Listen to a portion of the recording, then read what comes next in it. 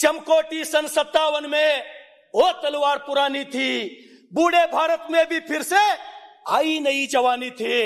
राजवंश ने ब्रुकुटी थानी थी, खूब लड़ी मर्धारी थी, वो झांसी रानी लक्ष्मी थी। ಅಧ್ಯಕ್ಷರೇ, झांसी रानी लक्ष्मी ಏನ್ थी। ಸಂಬಂಧ?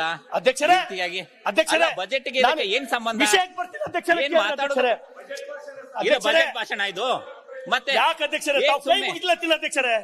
ಈ ಸದನದ ಒಬ್ಬ ಬಡ ಶಾಸಕ ಅಧ್ಯಕ್ಷರೇ, ಕೈ ಮುಗಿಲತ್ತೀನಿ, ಅರ್ಥ ಮಾಡ್ಕೋರಿ. ಇಲ್ಲಿ ಎಲ್ಲರೂ ಒಂದೇ, ಯಾರು ಶ್ರೀಮಂತ ಶಾಸಕರು ಇಲ್ಲ, ಬಡ ಶಾಸಕರು ಇಲ್ಲ. ಗಾಂಧೀಜಿ ಅವರು ಹೇಳಿದ್ರು,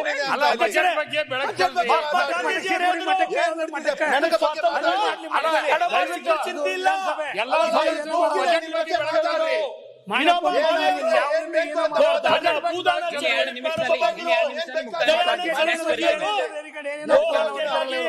ಮೂರು ಕೋಟಿ ಜನರು ಸಹಿ ಮಾಡಿಸ್ಬಿಡ್ತೀನಿ ವಿಕ್ಟೋರಿಯಾ ರಾಣಿಗೆ ಅಂತ ಹೇಳಿದ್ರು. ಪೂರಿಯ ಶಂಕರಾಚಾರ್ಯರು ತ್ಯಾಗ ಮಾಡಿದ್ರು. ಬಜೆಟ್ ಮಾತಾಡೋದಾ ಇದು? ಭವ್ಯ ಭಾರತ ಭವ್ಯ ಭಾರತ ಅಧ್ಯಕ್ಷರೇ, ಇದು ಅಧ್ಯಕ್ಷರೇ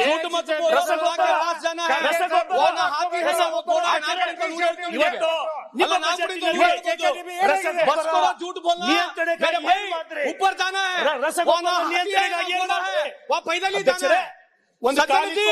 झूठ मत बोलो, खुदा के पास जाना है, ना हाथी है ना घोड़ा है, वहाँ पैदल ही जाना। ಇಂತ ನೂರು ಹೇಳ್ತೀನಿ.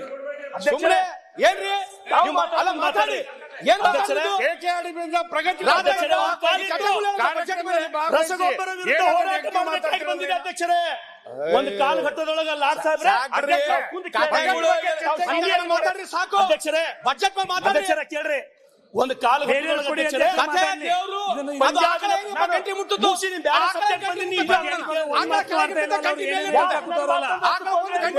ಇಂತ ಕಥೆಗಳು